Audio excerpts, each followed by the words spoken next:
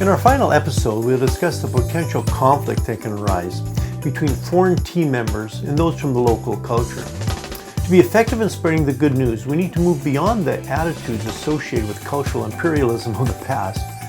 How do we function as members of the same body, in spite of historical wrongs and cultural differences by our countries of origin? In order to be teams that are effective in transforming the lives and cultures for the gospel, we will have to deal with these issues. Welcome to another of Dr. Phil's Leadership Matters podcast. In this series, Phil will be sharing from his decades of serving and leading multicultural teams from Africa to Eastern Europe to Latin America. Just click the link in the description box to download our free resources or the complete study guide. You can also access any of his other podcasts by going to icmcanada.org/leadershipmatters.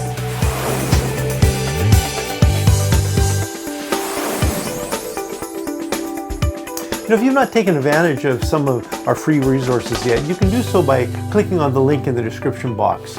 There's a stress test based on the Holmes and Ray scale, as well as a list of the application questions adapted from Rumkey, which you may find helpful. There is also a tool to help in assessing cultural values of each member of the team. I've created this from Marvin Mayer's work in Christianity Confronts Culture. It evaluates contrasting values such as collaborative versus decisive, time-oriented versus event-oriented, goal consciousness versus interactive consciousness, and so on. Now, I think you'll find them helpful if you want to take the time to go there. Okay, let's continue with our study.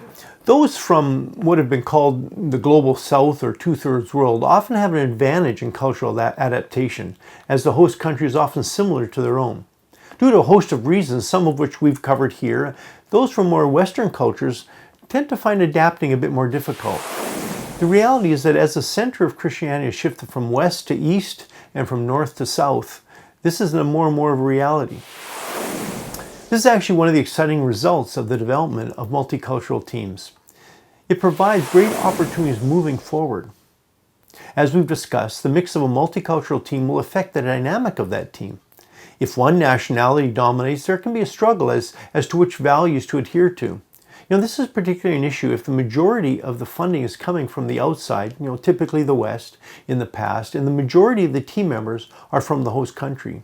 There are new opportunities to grasp if we're willing to have a more balanced approach where funding does not necessarily drive the agenda of the team. The move of the center of Christianity from the west to the east and from the north to the south is already making a positive change on the mission field and really should be reflected on our teams. It is a rather complex reality for non-Western team members. They're actually dealing with four cultures: the biblical culture, the Western worker or missionary culture, then their own culture, and fourthly, the culture of those they serve. This illustrates the difficulty of what a host country team member is dealing with. So when it comes to language acquisition, non-Western team members also have an additional challenge. If a team member's mother language is not English, it is likely they will have the pressures of learning two languages simultaneously, English and that of the host country. Not an easy challenge.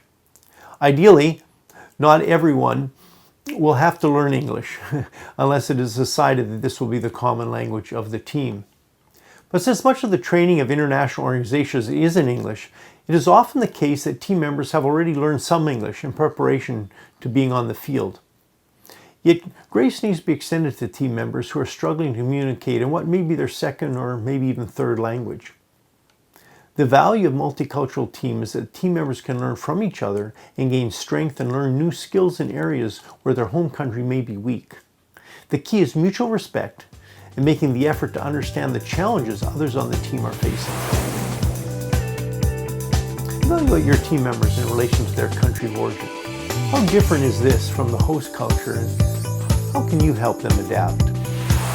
You can view or listen to any of Phil's other podcast series by going to icmcanada.org/leadershipmatters.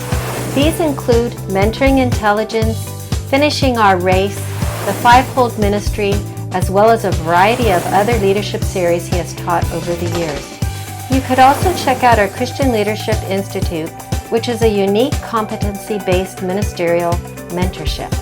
To download any of our resources associated with these series, visit our library of materials at icm.org/resources.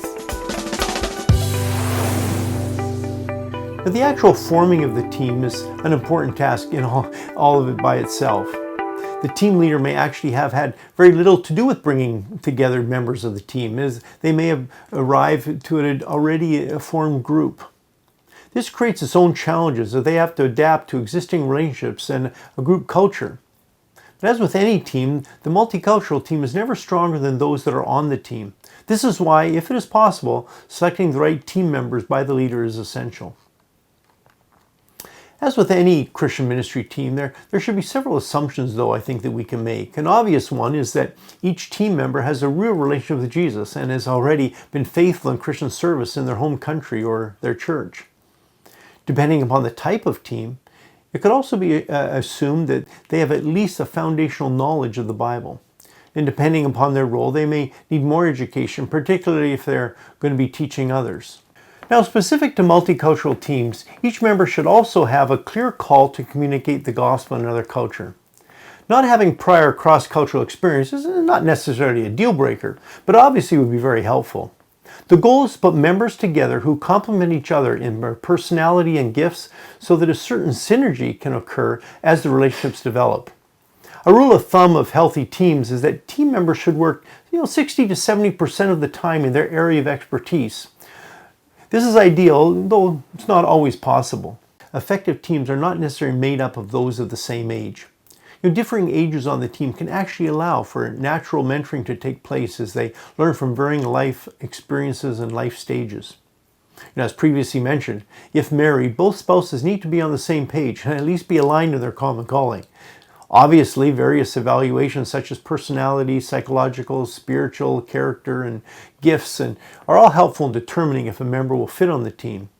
We provide many of these through our competency-based leadership training in our Christian Leadership Institute, which you can check out on our website and on the links below. Even if team members are mature and growing spiritually, though, certain personality styles will invariably struggle with each other. If the conflict is continuous and becomes irresolvable, changes to the composition of the team may have to be made. Generally, it is better to not put team members together who are too different or too similar. If they're too different, most of the time will be spent working on conflict resolution. However, if they're too similar, then creativity of thought may suffer and there's even greater opportunity for competition. Obviously, either scenario can be detrimental to the team. So care should be taken to not choose team members who are immature, overly rigid, aggressive, or maybe even have personality disorders, or have not yet really dealt adequately with the personal traumas in their own lives. See, because the stress of being in another culture will invariably bring these to the surface, and so it's wise to assess these before they join the team. An overload of stress, as indicated by the stress tests we provided, should also probably delay a candidate's inclusion on the team. Another fact that needs to be considered is the cultural makeup of the team. This will depend on the type of team and what its purpose is. It is likely that the majority of the team will be made up of local national members. If there are too many nationalities, of course the complexity of functioning as a team increases exponentially. So the potentially most problematic issue is if the majority of the team is made up of foreign nationals, particularly if they control the funds and the decision making. This increases the difficulty of leading the team, particularly if the team leader is from the host country and has all the responsibility, but very little of the authority. So ongoing training is essential, then, element for all teams. Cross-cultural training then is really important for both international and national members. Ongoing biblical training is vital. Even those not as directly involved in the ministries, such as the spouses perhaps, should be involved in this training process. Learning to apply the scripture within another cultural context is invaluable also. Though this training takes time, the cost of not doing such training is usually always greater in the long term. So maybe consider the unique challenges you may face if you are not able to form your own team.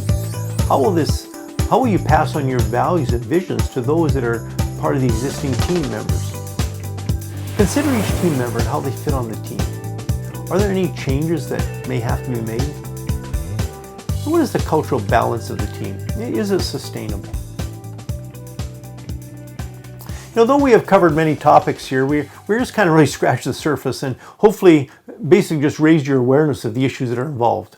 I've tried to show the unique challenges of facing multicultural teams as well as the amazing opportunities they offer in taking this good news to all nations. But for a deeper dive, you can look at Hesselgrave's classic book, Communicating Christ Cross-Culturally, or Remke's Building Credible Multicultural Teams, though this may be a bit harder to get your hands on. For a general look at culture, Thomas and Inksom's Cultural Intelligence is worth the read.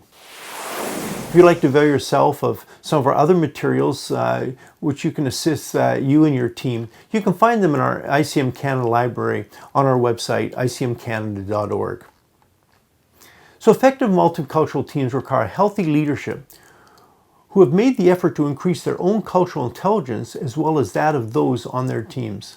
This process includes recognizing the unique challenges facing multicultural teams and not how to minimize the damage to team members. In our global endeavor of making disciples of all nations, multicultural teams have unique resiliency and strength as they use each member's personal and cultural identity to together better fulfill the Great Commission. My goal in this series was not only to increase your awareness of your own cultural intelligence, but then to provide some ideas as to how you can apply these tools within the context of a multicultural team. As a ministry, we are committed to a team approach to ministry as well as having all nations represented on our teams. Hopefully, you found these principles helpful and can apply them as you make disciples of all nations. Thank you again for taking the time to listen, and may you fulfill the calling that God has put on your life. Thank you for listening to Leadership Matters and subscribing and sharing us. If you would like to have your own copy of this study, just click on the link in the description box. For any of our other leadership resources, check out our website, www.icmcanada.org/resources.